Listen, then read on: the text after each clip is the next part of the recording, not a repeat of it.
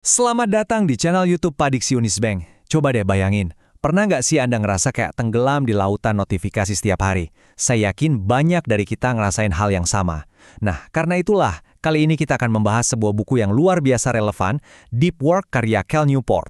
Di tengah dunia yang menuntut kita untuk selalu online, buku ini nawarin sebuah cara pandang yang jujur aja cukup radikal tentang bagaimana kita seharusnya bekerja dan berpikir. Coba kita renungkan sejenak pertanyaan ini. Ini adalah paradoks yang mungkin sering kita alami. Jadwal kita penuh sesak, kita sibuk balas email, ikut meeting online, tapi begitu hari selesai, kita malah merasa kosong. Nggak ada kemajuan yang berarti pada proyek-proyek yang paling penting. Nah, perasaan inilah yang jadi titik awal dari pembahasan kita hari ini. Oke, mari kita bedah lebih dalam. Gimana kalau saya bilang, solusi dari masalah tadi itu bukan dengan bekerja lebih keras atau lebih lama. Justru sebaliknya. Kerangka berpikir yang ditawarkan oleh Cal Newport ini adalah sebuah ajakan untuk kita memikirkan ulang secara fundamental jenis pekerjaan apa sih yang kita lakukan dan mana yang seharusnya kita jadikan prioritas utama. Disinilah letak inti gagasannya. Coba bayangkan pekerjaan Anda itu seperti sebuah taman.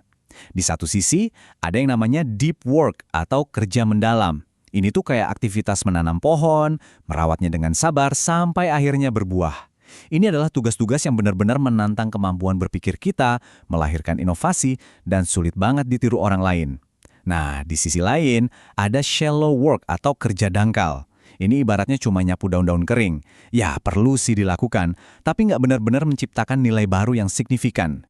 Jadi, biar lebih jelas, deep work itu adalah momen di mana kita benar-benar larut dalam sebuah tugas, tanpa ada gangguan sedikit pun. Pikirkan seorang mahasiswa yang lagi ngerjain skripsi, seorang desainer yang lagi mendesain logo ikonik, atau seorang programmer yang lagi nulis kode yang kompleks.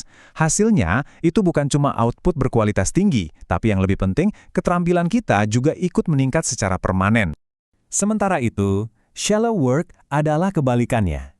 Ini adalah email-email yang kita balas sambil dengerin rapat, bikin jadwal, atau tugas-tugas administratif lainnya yang cenderung repetitif. Walaupun perlu, masalah besarnya adalah pekerjaan dangkal ini seringkali mendominasi hari-hari kita. Dia menyamar sebagai produktivitas, padahal sebenarnya dia adalah pencuri waktu dan energi kita yang paling utama.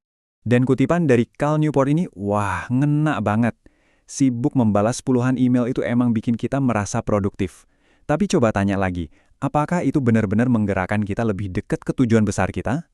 Newport berargumen, seringnya sih, enggak. Kita cuma kayak lari di tempat, capek, tapi nggak kemana-mana. Lantas, kenapa sih perbedaan antara dua jenis pekerjaan ini begitu krusial? Kenapa kita nggak bisa gitu aja melakukan keduanya secara bergantian? Nah, disinilah kita masuk ke mekanisme psikologis yang menjelaskan kenapa kerja dangkal dan distraksi itu adalah musuh sejati dari produktivitas tingkat ini. Siap-siap karena ini cukup mengejutkan. Nah, konsep yang menarik banget di sini adalah attention residue atau residu perhatian. Jadi begini, setiap kali kita pindah tugas, misalnya dari ngerjain laporan penting, terus tiba-tiba ngecek notifikasi di HP, sebagian kecil dari fokus kita itu tertinggal di tugas sebelumnya. Semakin sering kita gonta-ganti tugas, semakin banyak residu yang menumpuk, dan akibatnya kemampuan kita untuk konsentrasi jadi makin dangkal. Inilah alasan ilmiah kenapa multitasking itu sebenarnya cuma mitos. Oke, jadi sekarang kita udah paham nih, apa itu kerja mendalam dan kenapa itu penting banget. Sekarang, pertanyaannya adalah, gimana cara melakukannya? Nah, Newport nggak cuma ngasih teori, dia juga menawarkan strategi yang sangat konkret untuk melatih perhatian kita. Anggap aja ini kayak kita lagi melatih otot di gym. Ini dia 4 aturan utamanya. Pertama, bangun ritual Anda. Alokasikan blok waktu khusus di jadwal Anda hanya untuk kerja mendalam. Kedua, latih diri Anda untuk menahan kebosanan. Jangan setiap kali merasa jenuh, langsung ambil HP, lawan godaan itu. Ketiga, jadilah lebih selektif dengan alat digital Anda. Gunakan hanya yang benar-benar memberi nilai. Dan yang keempat, kendalikan pekerjaan dangkal. Kumpulin semua tugas-tugas kecil itu dan kerjakan dalam satu waktu yang sudah ditentukan. Poin pentingnya begini, cuma mengandalkan motivasi itu nggak akan cukup. Motivasi itu naik turun. Yang kita butuhkan adalah struktur dan kebiasaan yang kita bangun dengan sengaja, ritual, dan batasan waktu. Inilah fondasi kokoh untuk bisa menghasilkan kerja mendalam secara konsisten. Ini bukan soal kemauan sesaat, tapi soal mendesain sebuah sistem untuk kesuksesan kita. Sekarang, yuk kita angkat diskusinya ke level yang lebih tinggi lagi. Ini bukan lagi sekedar soal produktivitas pribadi. Kemampuan untuk fokus itu punya implikasi yang jauh lebih besar, menyangkut kekuasaan, pengaruh, dan bahkan kelangsungan hidup sebuah institusi di era modern ini. Coba deh kita pikirkan dari sudut pandang ekonomi. Ketika hampir semua orang gampang terdistraksi, kemampuan untuk fokus dan menghasilkan karya original yang sulit ditiru itu jadi sebuah keunggulan kompetitif yang luar biasa. Individu yang bisa melakukan deep work, merekalah yang akan jadi pemimpin di bidangnya. Lihat saja para penulis hebat, ilmuwan, atau pengusaha sukses.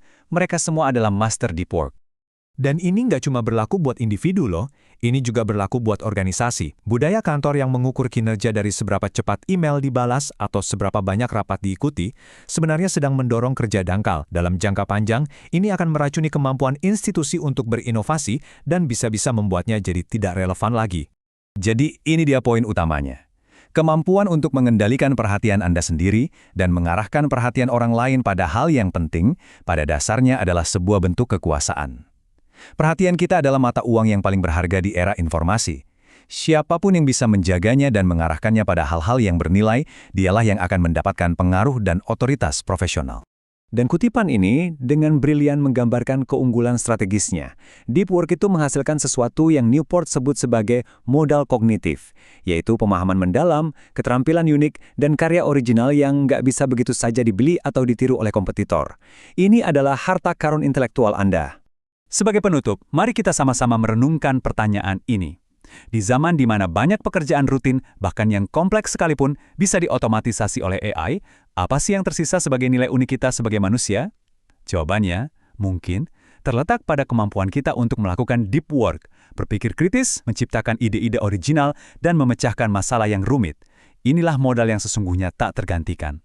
Jadi, mulailah berinvestasi pada kemampuan Anda untuk melakukan deep work hari ini, karena masa depan Anda sangat bergantung padanya.